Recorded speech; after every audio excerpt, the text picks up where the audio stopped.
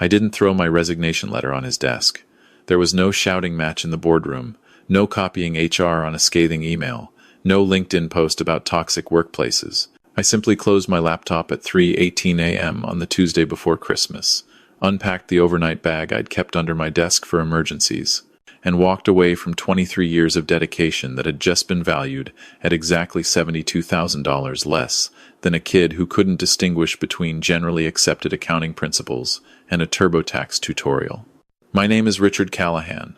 I'm 63 years old, and this is how I learned that sharing everything you know with someone half your age is the surest way to become invisible to the people who matter. The whole thing started innocently enough 2 years ago. Morrison and Associates, one of Toronto's oldest corporate tax firms, had hired this eager young woman, Emily Chen, fresh out of her master's in taxation from Queen's University, with a resume that sparkled with academic achievements and internships at Bay Street firms. She was 28, sharp as a tack, and spoke the language of modern finance fluency that made senior partners nod along even when they didn't quite understand what digital tax optimization meant. The kind of person who could transform "we need to file these amendments" into "we should leverage strategic tax planning methodologies to optimize our compliance architecture." I'd been at Morrison and Associates since 1999, right after I'd completed my CPA designation and spent 5 years at Revenue Canada. Working inside the tax system teaches you things no textbook ever will. You learn how auditors think, what triggers reviews, which deductions get scrutinized and which ones sail through. That insider knowledge had served me well in private practice. Morrison wasn't the flashiest firm on Bay Street, but we were solid. We handled corporate tax returns for mid-sized manufacturers, real estate developers, and family-owned businesses. The kind of clients who valued accuracy over aggression because a single mistake could cost them hundreds of thousands in penalties and interest. Our $42 million practice ran on relationships I'd built over 2 decades and a comprehensive understanding of Canadian tax law that I'd spent 23 years accumulating, updating, and occasionally cursing at during late-night filing marathons. The thing about corporate tax work is that it's not like doing personal returns or bookkeeping. When our work has errors, clients face CRA audits. When we miss filing deadlines, there are automatic penalties. When we get aggressive on questionable deductions, businesses can end up in tax court defending positions that cost them far more than they saved. There's no "we'll fix it next year" in corporate taxation. Mistakes compound with interest charges that bleed money from your client's bank account, month after month. I'd worked my way up from junior tax preparer to senior tax director over those 23 years. I knew every nuance of corporate tax planning, every court case that set precedent, every CRA interpretation bulletin that changed how we handled specific situations. Most importantly, I knew why certain strategies worked for certain clients and failed spectacularly for others. That institutional knowledge isn't something you download from the CRA website. It comes from decades of relationship building with clients, from understanding their business models, from knowing which tax positions you can defend and which ones will get you dragged into a reassessment nightmare. Enter Emily Chen, tax strategy consultant. Impressive title for someone whose professional experience consisted of summer internships. Her first week, Gerald Morrison himself, our founding partner, asked me to bring her up to speed on our client base. "Show her the ropes, Richard," he said. "Help her understand how we do things here at Morrison." So I did. I spent hours with Emily, walking her through our most complex client files, explaining why we structured their affairs the way we did. Our manufacturing client needed careful attention to capital cost allowance schedules because their equipment depreciation was their largest tax shield. Our real estate developer required sophisticated understanding of joint venture structures because their projects often involved multiple investors. Our family business clients needed succession planning that balanced tax efficiency with keeping peace between siblings who didn't always see eye to eye. Emily was a quick study, I'll give her that. Asked intelligent questions, took meticulous notes, seemed genuinely interested in understanding the complexity of what we'd built over the years. Reminded me of myself when I was starting out, hungry for knowledge, wanting to make a real contribution. I genuinely enjoyed mentoring her. By April of that first year, something shifted. Emily started getting invited to senior partner meetings that I'd never attended despite my title. Started talking about modernization of tax planning services and leveraging technology for client engagement. She'd use phrases like building on decades of institutional expertise and implementing best practices from industry leaders. Corporate speak for Richard taught me this, but I'm the one who'll get credit for suggesting improvements. Don't misunderstand me. Emily was genuinely talented. She understood modern business strategy in ways that frankly left me behind. She could take my technical explanations about deferred tax liabilities and turn them into compelling presentations that made partners lean in and ask follow-up questions. She knew how to package tax planning recommendations in language that made clients feel they were getting cutting-edge advice. But there's a fundamental difference between understanding something well enough to present it and understanding it well enough to defend it when the CRA comes knocking 2 years later with questions. Emily lived in the first world. I lived in the second. By September, Emily was attending client strategy meetings. By January, she had her own budget for professional development. By the following April, partners were praising her innovative approach to traditional tax planning. All of it built on foundations I'd explained to her during those early mentoring sessions. I didn't mind initially. Training junior professionals was part of being a senior person. Watching someone you've trained succeed feels rewarding. And Emily always credited collaboration with the tax team when presenting her recommendations. Technically accurate, diplomatically phrased. Then December arrived. The Monday before Christmas, Gerald Morrison sent a firm-wide email with the subject line, Investment in Excellence, Retention Initiative. Corporate speak, for we're losing people to bigger firms and need to stop the hemorrhaging before year-end bonuses get calculated. He was scheduling individual calls to discuss competitive retention packages for essential personnel. The kind of language that sounds generous until you realize they're trying to lock you in before you start looking elsewhere. I should have read between the lines. The signs had been there for months. Our best estate planning lawyer had left for a boutique firm with a 40% raise. 2 promising associates had been recruited by one of the Big Four. Our most experienced tax manager had given notice the week before Thanksgiving. The Toronto tax market was incredibly competitive, and Morrison was struggling to keep pace with larger firms that could offer better compensation and advancement opportunities. But I wasn't worried about my position. 23 years of client relationships, spotless track record with the CRA, personal connections with half the mid-sized business owners in Toronto.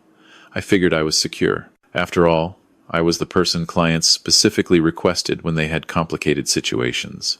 That confidence lasted exactly until Gerald called me on Wednesday afternoon to discuss my competitive retention package. Gerald called me first on Wednesday afternoon, which should have been my first warning.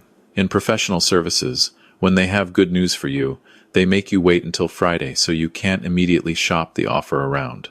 When they're about to disappoint you, they do it midweek so they have time to manage your reaction. Richard, he said, his video background showing the cherry wood paneling of his downtown office. I want to begin by expressing how much we value everything you bring to this firm. You've been absolutely instrumental to our reputation, particularly maintaining our client relationships through all these transitions. The pause that followed felt like dropping through ice into Lake Ontario in January. I'd been in enough difficult professional conversations to know that everything before the word however was just throat clearing. We're pleased to offer you a retention bonus of $28,000 distributed over 8 months. Contingent on a 2-year commitment agreement. $28,000. I stared at my screen, trying to process the number. My first thought wasn't gratitude or appreciation. It was arithmetic. Cold, practical, family financial arithmetic. My wife Margaret had just been diagnosed with early-stage Parkinson's 6 months ago. Her medication costs ran us $800 a month, even with insurance coverage. We'd had to hire a part-time caregiver for 3 afternoons a week because her tremors made cooking and certain household tasks dangerous. That was another $1,200 monthly. Our daughter Sarah was working on her PhD in Vancouver, and while we didn't pay her tuition, we'd been helping with her living expenses, because PhD stipends barely cover rent in that city. Another $1,000 a month. Our son Daniel had just started his own business, and while we'd promised ourselves we wouldn't become a bank for our adult children, watching him struggle with startup costs while we had savings felt wrong. We'd loaned him $15,000 the previous month, $28,000, spread over 8 months, worked out to about $3,500 extra per month before taxes, maybe $2,400 take home. It would help, certainly, but it wouldn't fundamentally change our financial stress. It wouldn't make Margaret's medical expenses feel manageable. It wouldn't give me peace of mind about retirement savings that had been essentially frozen for 3 years because every extra dollar went toward family needs. I appreciate the offer, Gerald, I said carefully. Could I review the complete terms before responding? Of course. I'll have everything sent over this afternoon. Just let me know by Friday morning if you're ready to proceed. Certainly. After we disconnected, I sat in my home office, feeling oddly deflated. 23 years of exceptional client service, of being the person who could untangle the most complicated tax situations, of training junior staff and building the firm's reputation for technical excellence, of working weekends and holidays to meet filing deadlines. And this was my value to Morrison and Associates. $28,000 to commit to 2 more years. I was still processing that feeling when Emily messaged me on our firm's internal chat an hour later. Richard, just finished my call with Gerald. They really stepped up. You should see this. She sent a screenshot. Clear, unredacted, no attempt at discretion. Probably excited and wanting to share good news with someone who'd understand the firm context. Or possibly just thoughtless about how it might appear. $100,000. Same structure. 8-month distribution. Same 2-year commitment requirement. But $100,000 instead of $28,000. A difference of $72,000. Nearly 3 times what I'd been offered. More than my entire annual salary increase over the past 6 years combined. I read the screenshot 4 times, hoping I'd misunderstood something, hoping there was some explanation that would make it make sense. Different role classifications, perhaps. Different market rates for strategy consultants versus technical directors. Something. Can you believe it? They really do recognize talent when they see it, Emily added in a follow-up message. I closed the chat without responding. I needed time to think. That evening, Margaret found me at the kitchen table with my notebook, working through numbers. Our monthly budget, Margaret's projected medical costs, retirement projections that assumed I'd work until 65, which was now only 2 years away. How did your call with Gerald go? She asked, settling into the chair beside me with her evening tea. Her left hand trembled slightly as she set the cup down. One of the symptoms we were both still adjusting to. They offered me a retention bonus. Oh, that's wonderful. How much? $28,000. Spread over 8 months. Margaret nodded, doing the mental arithmetic I'd already done. That'll help with some of the medical expenses. Emily got $100,000. She stopped mid-sip, set her cup down, with deliberate care. Margaret had been married to me for 38 years. She understood the significance of that number, without needing explanation. The girl you've been training? The same one. We sat in silence for several minutes. Margaret has always been better at processing emotional information than me. Years of working as a social worker had taught her to see beneath the surface of situations. But this wasn't a complicated psychological puzzle. This was simple mathematics and a clear message about value. What are you going to do? She finally asked. I'm not certain yet. But that wasn't entirely accurate. Part of me already knew. Revenue Canada had taught me about fairness, about objective standards, about the importance of precedent and consistent application of rules. It had also taught me about recognizing when a system was fundamentally broken beyond repair. The next morning, I reviewed Emily's recent client presentations, the ones I'd helped her prepare. Leading tax optimization for modern businesses. Implementing strategic planning frameworks. Driving innovation in traditional practice areas. My technical knowledge, my client insights, my 23 years of institutional memory, all repackaged in millennial-friendly language that made partners nod approvingly. I also pulled my performance reviews from the past 5 years. Consistently exceptional, critical to client retention, prevents costly errors through meticulous attention to detail, invaluable institutional knowledge. Go-to advisor for complex situations. Invaluable institutional knowledge worth $28,000. Presentation skills and fresh perspective worth $100,000. The mathematics was quite clear. Friday afternoon arrived faster than I wanted. The week before Christmas was always our highest stress period. Whitmore Manufacturing, our largest client, was facing a year-end tax crisis. They'd sold a major piece of equipment in November that triggered an unexpected capital gain, and the tax implications were complicated by previous claims they'd made for investment tax credits. 3 days to figure out the optimal tax treatment. Everything running against December 31st filing deadlines, no margin for error. I'd handled every year-end crisis for Whitmore Manufacturing for the past 18 years. Not because I was officially their only contact, but because I was the one person at Morrison who understood their complete tax history and could structure solutions that wouldn't create problems down the road. It had become an unspoken expectation. Richard will handle whatever comes up. Margaret kissed me goodnight at 11 p.m. "Try to get some rest," she said, her hand trembling slightly as she touched my shoulder. "You'll need energy for the weekend." "I will." At midnight, I got the first panicked email. David Whitmore, the company's CFO, had just realized that their November equipment sale might affect their eligibility for certain deductions they'd claimed earlier in the year. Not a disaster yet, but the kind of early warning that, if you catch it fast enough, can be resolved without anyone except the accountant losing sleep. By 1 a.m., the situation had deteriorated significantly. Emily had prepared a tax planning memo for Whitmore Manufacturing 3 months ago. Her strategic recommendations looked brilliant on paper.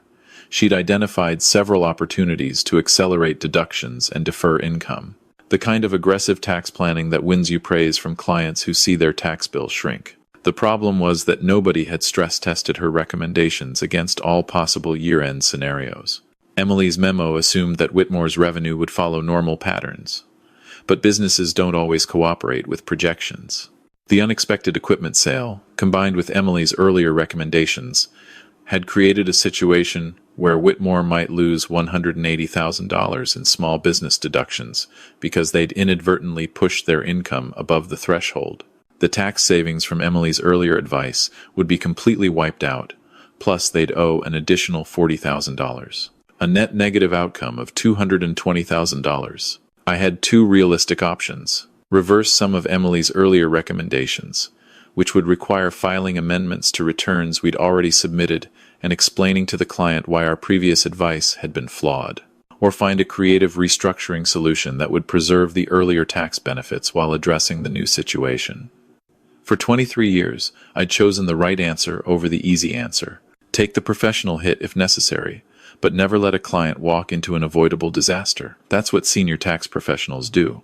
We absorb the complexity and the stress so clients can focus on running their businesses. My phone rang at 1:23 a.m.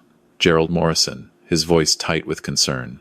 "Richard, David Whitmore just called me at home. He's extremely worried about this tax situation." "What's happening?"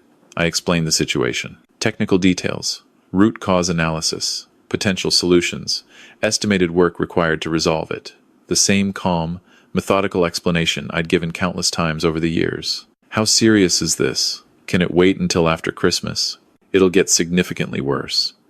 If we don't address it before year-end, they'll face penalties and interest on top of the additional tax. We're looking at a potential $250,000 problem by the time everything's calculated." Emily mentioned this tax planning was supposed to save them money. Of course she had. Probably took credit for the initial $60,000 in projected savings without mentioning that she'd never considered scenario planning for different year-end outcomes. The strategy works perfectly if their revenue stays within certain parameters. It creates problems when unexpected events occur. Can you fix this without the client knowing there was an issue? Not realistically. I'll need to explain why we're restructuring things, but I can frame it as proactive year-end optimization rather than correction of a planning error. Do whatever you need to do, but don't alarm David unnecessarily. He's already stressed enough about year-end. I spent the next 4 hours working through various restructuring scenarios, modeling different approaches, calculating the tax implications of each option. I found a solution that would work. It involved some creative use of partnership provisions and careful timing of transactions, but it would preserve most of the earlier tax savings while avoiding the threshold problem. Crisis averted with technical expertise that only came from decades of experience working through exactly these kinds of situations. Another successful save that would never make it into a performance review or partnership consideration. At 2:47 a.m., Emily sent me a message on the firm chat. "Heard there was some excitement with Whitmore tonight. You've got it under control?" Like she was checking a sports score. Casual, detached, completely disconnected from the 4 hours of intensive work I'd just done to fix the flawed planning strategy that she'd created. "Resolved?" I replied. "Amazing. That's exactly what I told Gerald when he called, that you'd take care of it. We make such a great team, Richard. We." That word hit me like freezing rain. The collective we that claims shared responsibility for success while delegating the actual work to someone else. Emily had told Gerald that she would take care of the crisis, using the plural we to claim ownership of work she couldn't do, problems she couldn't solve, expertise she didn't possess. At 3:05 a.m., another email arrived. Different client, related issue. Emily's aggressive tax planning recommendations from earlier in the year were creating cascading problems for two other manufacturing clients who'd followed similar strategies. Both were facing potential threshold issues that could cost them tens of thousands in lost deductions. Same underlying problem. Brilliant strategy on paper that didn't account for real-world variability. I had the same two options as before. Spend the weekend cleaning up multiple client situations caused by Emily's planning, or let the problems develop and force the firm to deal with the consequences in January, when angry clients demanded explanations. I sat at my desk, looking at the emails, thinking about that chat message. We make such a great team, thinking about performance reviews that praised my institutional knowledge, while offering me $72,000 less than the person whose work I was fixing. Thinking about 23 years of midnight phone calls and weekend work sessions and holiday coverage that had somehow been valued at $28,000. Revenue Canada had taught me about duty, about the tax system, and the responsibility that comes with giving advice that affects people's financial lives. About protecting clients, even when they don't know they need protection. But it also taught me about fairness, about recognizing when standards are applied inconsistently. When a system rewards appearance over substance, presentation skills over actual competence to deliver results, that system becomes unsustainable. I could fix these situations. I could spend the weekend restructuring 3 different client tax plans, implementing solutions, preventing problems that Emily's planning had created. I could work another 30 hours straight to clean up the consequences of her $100,000 strategic recommendations. And on Monday morning, she'd probably receive praise for her proactive client service, while I'd get another urgent file dropped on my desk. At 3:18 a.m., I made a different choice. I stood up from my desk, closed my laptop, packed the overnight bag I'd kept under my desk for years for exactly these kinds of emergencies, walked out of my home office, and closed the door behind me. For the first time in 23 years, I let someone else's problem remain someone else's problem. Margaret found me in the kitchen 2 hours later, sitting at the table with coffee, watching the early morning darkness through our window. "Couldn't sleep?" she asked. I walked away. She sat down beside me, still in her nightgown, her hands wrapped around her own coffee mug to minimize the trembling. 38 years of marriage, and she could read my face better than any financial statement. From the crisis, from all of it. We sat in comfortable silence for a while. Margaret understood the weight of that decision without needing details. She'd watched me take emergency calls during family dinners, seen me work through holidays and vacations, heard me explain complicated tax situations to clients who'd never thank me for preventing problems they'd never know existed. "What happens now?" she finally asked. "I don't know, but I'm finished fixing other people's mistakes for $28,000, while they get $100,000 for creating them." My phone was buzzing constantly in my office upstairs. Email after email after email.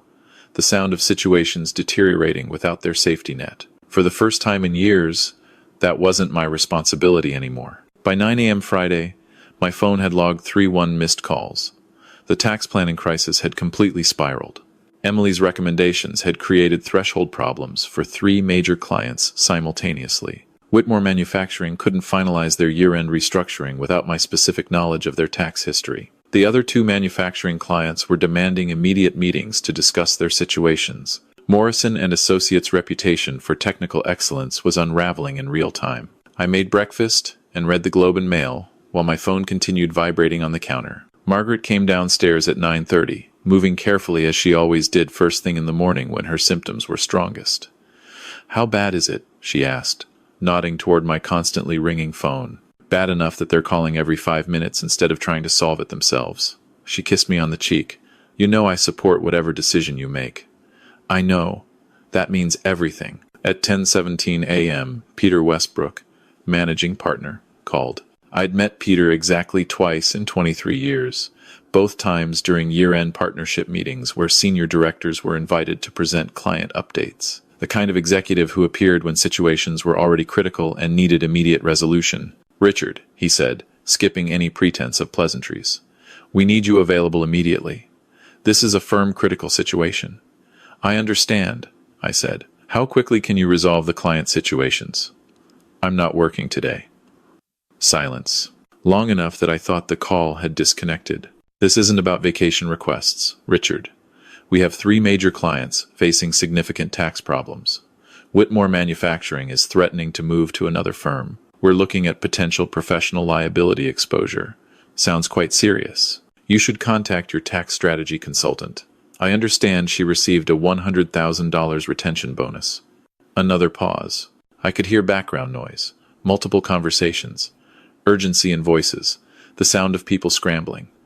"Emily doesn't have your client history or technical depth. Then perhaps you should have considered that before allocating retention bonuses." Peter's voice shifted, became harder. "We need to discuss this Monday." "Of course," I said, and disconnected. By early afternoon, the crisis had escalated beyond tax planning. Whitmore Manufacturing had contacted 2 other firms about taking over their account. One of the other affected clients had filed a formal complaint about the quality of advice they'd received. Morrison & Associates' professional liability insurer was asking pointed questions about our quality control procedures. Gerald Morrison called at 2:35 p.m. His voice was strained, exhausted. "Richard, we need to talk. I'm listening. What would it take to get you back working on these files?" Finally, the question I'd been waiting for someone to ask for 23 years. Compensation that reflects actual value rather than fashionable credentials. Recognition that 23 years of experience in client relationships have worth. A structure that doesn't punish competence while rewarding appealing presentations. "I can't authorize compensation changes over a holiday weekend." "Then it sounds like you have a holiday weekend problem." I disconnected and turned off my phone. Saturday morning, Margaret and I went to our grandson's Christmas concert. Normal family activities. It felt wonderful to sit in the school gymnasium, listening to 7-year-olds sing carols off-key, not thinking about tax thresholds or client crises or the chaos I'd left behind. For the first time in months, I wasn't mentally running through complex tax scenarios or worrying about filing deadlines. Sunday afternoon, I turned my phone back on. 63 missed calls. Messages from colleagues asking if I was all right. An email from HR requesting an urgent meeting first thing Monday morning, and one message from a number I didn't recognize. "Richard, this is Catherine Beaumont from Thornhill Advisory Group. I got your name from James Peterson, who used to work with you at Morrison. We're building a corporate tax practice and looking for a senior director who actually knows what they're doing. Would you be interested in a conversation?" James had been one of our best tax managers before he'd left for better opportunities 8 months ago. Sharp professional who'd gotten tired of watching less experienced people get promoted based on presentation skills rather than technical competence. I called Catherine back. Thornhill Advisory Group was a $65 million mid-sized firm looking to expand their corporate tax services properly. They needed someone with deep client relationships and technical expertise to lead a team of 4 professionals, someone who understood both traditional tax planning and modern client service expectations. The conversation lasted 2 hours. Catherine knew my reputation in the Toronto tax community, had heard about my work from multiple sources. More importantly, she understood the value of experience and hands-on technical expertise. The kind of leader who'd built her own practice from the ground up and knew the difference between impressive presentations and actual ability to deliver results. Monday morning, I submitted my resignation to Morrison & Associates via email, effective immediately. I'd already accepted Thornhill's offer, 35% salary increase, $20,000 signing bonus, and equity participation in the firm starting immediately. Most importantly, a firm that valued experience alongside innovation. "You're making a serious mistake," Peter said when I called to confirm my resignation. "I made the mistake 23 years ago," I replied. "I'm correcting it now." The aftermath at Morrison was swift and predictable. Emily worked through the entire Christmas week, probably learned more about practical tax planning in those 7 days than in her previous 2 years. But you can't replace 23 years of client relationships and technical knowledge in a week. Whitmore Manufacturing moved their business to another firm, taking $280,000 in annual fees with them. The two other affected clients negotiated fee reductions and demanded involvement from senior partners on all future planning. The retention bonus program was quietly suspended pending review of its effectiveness. Gerald Morrison took early retirement, corporate speak for being forced out before causing more damage. Peter survived, but his authority was significantly reduced. Emily lasted 9 more months. She wasn't incompetent, just inexperienced and overconfident in strategies she'd learned from textbooks rather than real-world application. She's at one of the big 4 firms now, probably working on large corporate files where her mistakes can be absorbed by multiple layers of review. I've been at Thornhill for 11 months. Last month, they made me equity partner and director of tax services. My team has grown to 7 professionals. We're building a corporate tax practice the right way, combining technical excellence with genuine client service, respecting traditional approaches while incorporating modern efficiencies. The difference is leadership that understands value. Catherine knows exactly why I was hired. My team knows their expertise is respected and their development is taken seriously. When we develop tax strategies, we test them against multiple scenarios. When problems arise, we fix them properly, instead of applying superficial solutions. Margaret's Parkinson's is progressing slowly, which the doctors say is the best we could hope for. The medication costs are manageable now. We've hired full-time help for the afternoons, and Margaret actually enjoys having someone to talk to while I'm at work. Sarah successfully defended her dissertation last month. Daniel's business is turning profitable. The financial stress of managing family needs while approaching retirement is real but much more manageable now. Sometimes I wonder what would have happened if I'd stayed at Morrison, if I'd accepted that $28,000 retention bonus and continued fixing other people's mistakes while they received credit and compensation. Probably would have worked myself into a heart attack or stroke while watching less competent people get promoted above me. Instead, I learned something valuable about loyalty and professional worth. Loyalty requires reciprocity to have meaning. A firm that values your contributions at $28,000 while paying someone else $100,000 for recycling. Your expertise isn't an organization that deserves your best efforts. Walking away at 3:18 a.m. wasn't about ego or revenge. It was about finally understanding my professional value and refusing to accept anything less. The most important career decision you can make is recognizing when to stop solving other people's problems at your own expense. Your experience has genuine value, and any organization that doesn't recognize that value doesn't deserve your dedication. In professional services, they'll use you up completely if you let them. The key is knowing when to say, enough is enough. At 63, I finally learned that lesson. I only wish I'd learned it sooner, but perhaps some lessons only make sense when you've lived long enough to see the patterns clearly. That's the wisdom that comes with experience. And that's precisely the wisdom that can't be replaced by credentials or presentations, no matter how impressive they appear.